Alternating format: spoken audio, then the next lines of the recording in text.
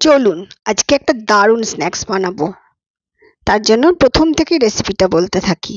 একটু সাদা তেল কড়াইয়ে দিয়ে দিন, তার সঙ্গে সাদা তিল 2 চামচ দেবেন। এরপর হাফ চামচ সর্ষে, হাফ চামচ জিরা আর কারি পাতা বেশ কিছুটা, কাঁচা লঙ্কা, দুটো শুকনো লঙ্কাও দেবেন। দিয়ে খুব ভালো করে ভাজুন, খুব সুন্দর একটা স্মেল বেরোবে। তখন ওর মধ্যে সুজি দিয়ে দিন, সুজি দিয়ে নাড়াচাড়া করতে থাকুন। বেশ ভাজা ভাজা হয়ে যাবে, তবে দেখবেন যেন লাল না হয়ে যায় সুজিটা ভাজতে ভাজতে।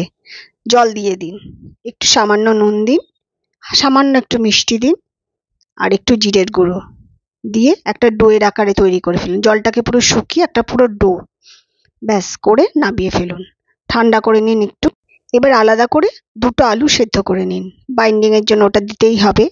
এরপরে একটু গুঁড়ো লঙ্কা, একটু জিরের গুঁড়ো আর একটু দিন, দিয়ে কাটলেটের আকারে করে ফেলুন। করে মিডিয়াম আঁচে ভাজুন। খুব আস্তে আস্তে প্রথমটা উল্টাবেন, কারণ ভেঙে যেতে পারে। তারপর ঠিক হয়ে যাবে, ওটা আর ভাঙবে না।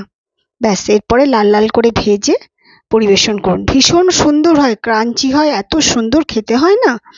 একবার বানিয়েই দেখুন, তখন নিশ্চয়ই ভালো লাগবে।